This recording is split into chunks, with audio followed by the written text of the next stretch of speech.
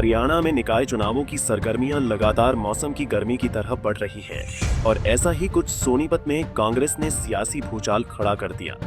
दरअसल हुआ यूं कि जैसे ही दिन की शुरुआत हुई और खबर आई कि कांग्रेस उम्मीदवार कमल दीवान में चुनाव लड़ने से मना कर दिया, तो शाम होते होते कमल दीवान और पूर्व विधायक सुरेंद्र पवार ने प्रेस कॉन्फ्रेंस करके इस खबर के पीछे बीजेपी की चाल बताया।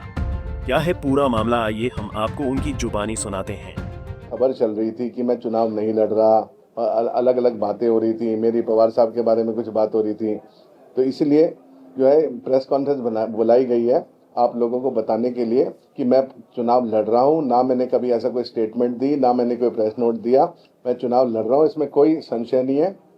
और ये जो मौजूदा भाजपा सरकार है, जब जब चुनाव आते हैं तो ये यही काम करती है, बस जो है भ्रम फैलाती है, दुष्प्रचार करती है।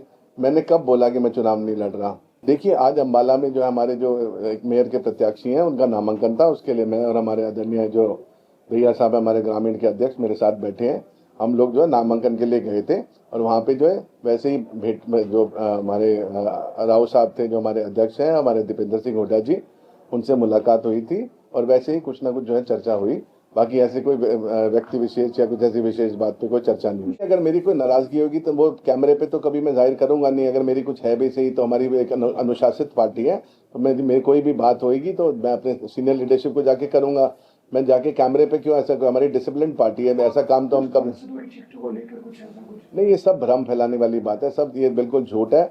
और किस बात की घबराहट है, क्यों है और जो है खास करके हमारे पंजाबी समाज को, क्योंकि मैं पंजाबी समाज से बिलोंग करता हूं, तो उनको जो है पंजाबी समाज को डिस्टर्ब करने की जो है इनकी साजिश है भाजपा वालों की।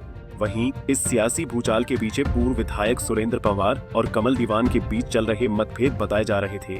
तो प्रेस कॉन्फ्रेंस में पूर्व विधायक सुरेंद्र पवार ने भी इन खबरों को बीजेपी की साजिश बताते हुए कहा कि विपक्ष झूठी बातें फैलाकर कांग्रेस में फूट दिखाने की कोशिश कर रहा है।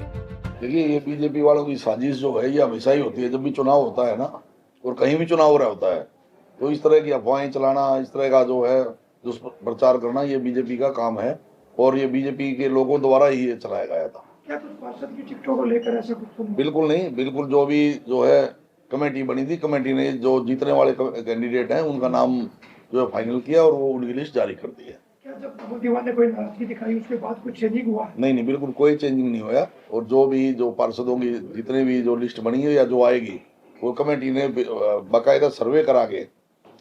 जब ये खबर चली कि आपकी कमल दीवान चुनाव लड़ रहे, आपकी कमल दीवान से कुछ बातचीत हुई?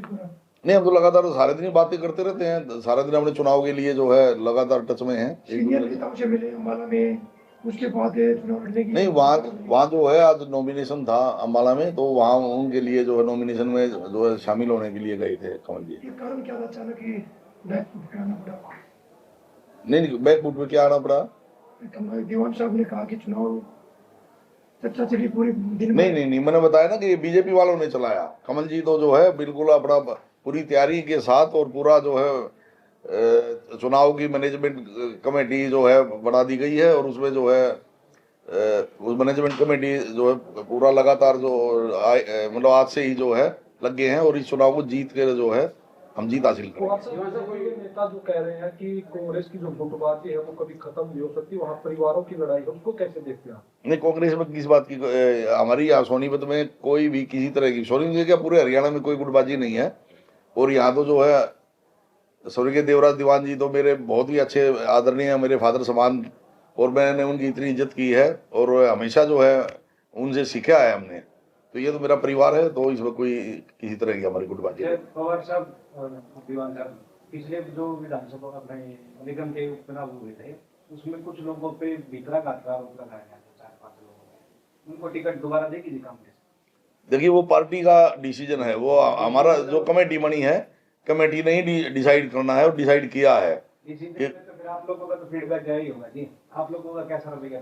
देखिए, जो भी फीडबैक होगा वो पार्टी का इंटरनल मैटर है। जो आप लोगों का तो नकार, देखिए ऐसा है, मैंने आपको बोला अनुशासन समिति बन गई है, वो अपने आप, हमारा काम है रिपोर्ट देना। क्या रिपोर्ट दी है वो अब सार्वजनिक कैमरे पे नहीं कर सकता, लेकिन जो है कोई भी जो एंटी पार्टी एक्टिविटी काम करेगा, जो पार्टी के खिलाफ काम करेगा, पार्टी उसको बिल्कुल बर्दाश्त नहीं करेगी। इसका सीधा सा उदाहरण आपने अभी राज्यसभा चुनाव में देखा होगा, 5 जो है विधायकों को जो है पार्टी ने निलंबित कर दिया। तो ये दर्शाता है कि पार्टी कोई भी जो है ये अनुशासनहीनता बर्दाश्त नहीं करेगी। आपको बता दें, पूर्व विधायक सुरेंद्र पंवार ने भी अपने और कमल दीवान के बीच मनमुटाव की खबरों को सिरे से खारिज किया है। सोनीपत से सन्नी मलिक, पंजाब केसरी टीवी।